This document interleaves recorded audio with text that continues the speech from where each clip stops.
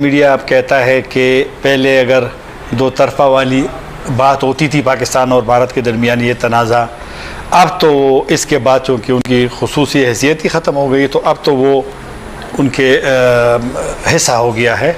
अब हम क्या करेंगे? अमेरिका को कहा, यूनाइटेड नेशन को कहा, यूएनएससी की कॉल की, ओआईसी को बुला लिया, मुस्लिम कंट्रीज़ को कहा, नेबरिंग कंट्रीज़ को कहा, और उनकी मदद से आप इंडिया के ऊपर एक डिप्लोमेटिक प्रेशर, एक बायलैटरल ग्लोबल प्रेशर एक्सर्ट करते हैं कि जी आप इस इशू को पाकिस्तान के साथ बैठकर या किसी इंटरनेशनल फोरम में बैठकर इस मसले का हल निकालें। वो प्रेशर इंडिया के ऊपर नहीं आ रहा। उसकी बहुत सारी वजूहात हैं। सबसे बड़ी वजह कि इकनॉमिकली वो बहुत बड़ी मार्केट है इन तमाम लोगों की जिनके ज़रिए हम प्रेशर एक्सर्ट करवाना चाह रहे हैं। यूएन की और यूएनएससी की उसने आज तक नहीं सुनी। ओआईसी वैसे ही ओआईसी है। तो हल क्या रह जाता है हमारे पास? हमारे पास ऑप्शन सिर्फ 2-3 रह जाती हैं, जिसमें से ये जो हैं ये पैसिव ऑप्शन है कि आपने उनकी एयर फ्लाइट पैसेज ऊपर से जो गुजरते हैं जहाज़, उनके जितने सिविल एविएशन वाला जो सिस्टम है उसके थ्रू वो बंद कर देते हैं। ओवरऑल अब हम कहाँ खड़े हैं? पाकिस्तान कहाँ खड़ा है कश्मीर के मामले पे?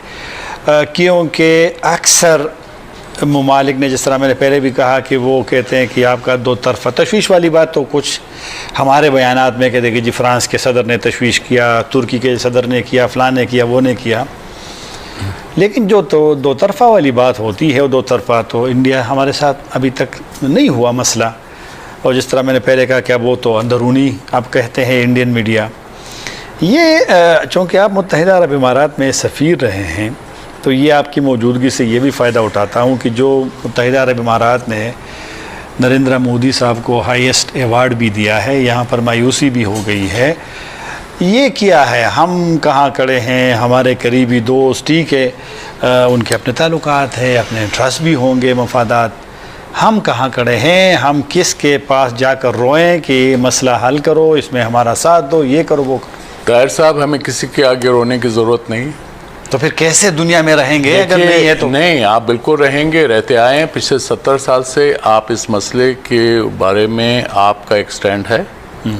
चाइना ने हांगकांग के लिए 150 साल इंतज़ार किया था, मकाओ के लिए 350 साल इंतज़ार किया। लेकिन वो क्या हो रहा है हांगकांग में? नहीं, क्या हो रहा है? तो वो उनका हिस्सा, उसकी सॉवरेनिटी निकले हुए चीन के उनकी सॉवरेनिटी पे तो कोई जो है वो नहीं कर सकता। उसकी सॉवरेनिटी पे कोई अमेरिका भी नहीं कह सकता कि हांगकांग चाइना का हिस्सा नहीं। वो उनका उस पर तो कोई भी उस पर क्लेम नहीं कर सकता कि वो इलीगल कब्जा है चाइना का, ऐसा कोई नहीं कर सकता। लेकिन कश्मीर पे इंडिया का इलीगल कब्जा है। और अब उसमें आपने मुत्तहिदा अरब इमारात का, तो हम लोग अननेसेसरली जज्बाती हो रहे हैं। एस्केलेशन तो एलओसी पे है। आप क्या समझते हैं कि इसके मतलब है कि मामलात पेचीदा हो सकते हैं? उस हवाले से बात कर रहा हूँ कि पाकिस्तान और भारत के दरमियान किसी मुमकिना क्लेश का, समझ लीजिए कोई एलओसी पे लिमिटेड वॉर का, ये कोई चांस आप देखते हैं कि ये है या नहीं? ख़तरा तो है। ख़तरा इसलिए है कि कश्मीर जो हमारा स्टैंड है या जो हमारी बातचीत है या जिस तरीके से हम कश्मीर इशू को देखते आए हैं और जिस तरीके से हम इसको दुनिया को बताते हैं कि ये क्या है, उसको 370-35A ख़त्म होने के बाद उन लोगों की जो ख्वाहिशात थी कि किसी दौर में मे बी 5 साल 10 साल बाद कहीं वो कहते हैं प्लेबिसाइड होता है और उसमें उनको वो राय देने का हक मिल जाता है, वो तो ख़त्म हो जाएगा यहाँ पर। अगर 370 इम्प्लीमेंट हो गया है, जो कि उन्होंने कर दिया है, तो वो चीज़ ख़त्म हो गई है। इसका मतलब है कि वो जो राय देने वाली बात है, रेफरेंडम वाली जो बात है, वो तो ख़त्म होगी। तो वो लोग फिर अभी क्या करेंगे? अब उस चीज़ को पाकिस्तान सपोर्ट करता आया है, और अगर वो सपोर्ट नहीं करेगा तो कश्मीरी कहाँ जाएगा? कश्मीरी के पास सिर्फ एक रास्ता है, वो पाकिस्तान की तरफ देखता है हर किस्म की सपोर्ट के लिए, चाहे वो मॉरल है, चाहे वो पॉलिटिकल है, चाहे वो मटेरियल है, जो भी है वो सपोर्ट, इसलिए कि उनके पास और कोई तो है नहीं। और हम हमेशा से कश्मीर को अपना हिस्सा समझते आए हैं। कश्मीरी नारा यही लगाता आया है कि कश्मीर बनेगा पाकिस्तान, और हम भी यही नारा लगाते आए हैं। तो इस सूरत में पाकिस्तान जब रिएक्शन पे जाएगा, अगर इंडिया ने किसी किस्म का कोई रिस्पांस ना दिया, चाहे वो कर्फ्यू फ़िलहाल स्टॉप करने का, उसको लोगों को बाहर निकलने का, या 370 को वापस लेने का, अगर नहीं लिया तो फिर क्या स्टेप हमारे पास बचते हैं? ठीक है, फिर पाकिस्तान को किसी न किसी तरीके से तो रिस्पॉन्ड करना पड़ेगा ना।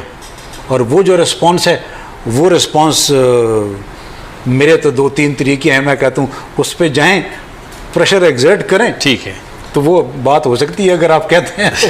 अब्दुर्रहमान साहब, ये जो इंडियन के आपने पहले जिक्र किया कि शेलिंग होती है इस तरफ पाकिस्तानी साइड पे, लोग डिस्प्लेसमेंट आपने देखी है कि लोग घर छोड़ गए हैं? जी बिल्कुल, हमने देखा।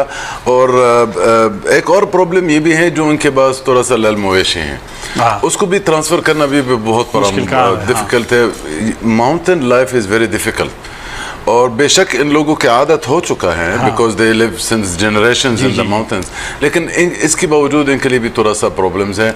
अच्छा, ऐसा कोई एरियाज भी है जो मोबाइल का सिग्नल भी स्ट्रॉन्ग नहीं होता, समटाइम्स भी गायब हो जाता है, ये भी एक और प्रॉब्लम है। रूट्स सब क्लियर नहीं है, बारिश जब हो जाती है तो स्लिपरी हो जाती है, तो मेरा ख्याल बहुत बड़ा difficult unusual situation for the villagers. लेकिन इसके बावजूद कश्मीर बनेगा पाकिस्तान का नारा तकरीबन मैंने उधर हर घर से सुना तकरीबन। बाज़ार का लाइफ भी है, चल रहा है, लोग जाता आता है, डर नहीं है। हैरान की बात यह है, इन लोगों के दिल में के अंदर डर नहीं है। ठीक, बेशक परेशान है कि जो उनके पास छोटा सा बच्चा है, लाल मवेशी, या कोई ज़ईफ़ वालिद है, या ये तो। और इस दफ़ा कोई प्रोटेक्शन है लोगों की कि अगर वहाँ से शेलिंग होती है तो कहाँ पे ये लोग पनाह लें? कुछ हैं जो मतलब जो 0 पॉइंट भी जो उसको बोलते हैं ना, जो बिल्कुल face to face with the Indian posts है ना, वो डेफिनेटली उन्होंने कुछ ना कुछ तो किया ना, छोटे से घर के अंदर कोई ऐसे दीवार खड़ा कर दिया। अच्छा। या लेकिन इसके बावजूद जब इनके पास फायर होता ना, और फायर जब टारगेट करता, even with this type of मतलब जी, क्योंकि सिंपल अरेंजमेंट्स होता, जो विलेज वाला जो भाई होता, इनके जो लाइफ तो सिंपल लाइफ है, इनकी जो वसाइल भी सिंपल होता, तो जितना इनके पास है, जितना इनकी नॉलेज है, वो इसी तरह बनाता दीवार वगैरह बच्चों को हाइड करने के लिए। लेकिन जब टारगेट हमने देखा सिविलियंस, स्पेशली जब उन्होंने क्लस्टर बम्स यूज़ किया नीलम वैली में, दैट वाज रियली डेंजरस। और क्योंकि वो लार्ज एरिया में स्प्रेड हो जाता है, तो इवन जो face to face Indian post के फेस टू फेस नहीं है, दूर वाला घरों में, बीच वाला घरों में, ऊपर नीचे, उनको भी टारगेट यानी क्लस्टर बम की वजह से ना वो स्प्रेड हो जाती हैं, तो उधर भी नुकसान। अच्छा, अनएक्सप्लोडेड वाला जो छोटी छोटी इनके जो पार्ट्स है ना, ये हमने भी लाइव देखा। और ये ऐसी तरह इतना ख़तरनाक चीज़ है, उधर बारिश होती है, समटाइम्स भी लैंडस्लाइडिंग हो जाती हैं। लैंडस्लाइडिंग के दरमियान छोटी सी बत्तर या बरत थोड़ा सा बत्तर भी गिर जाती हैं। अगर इसके ऊपर भी आया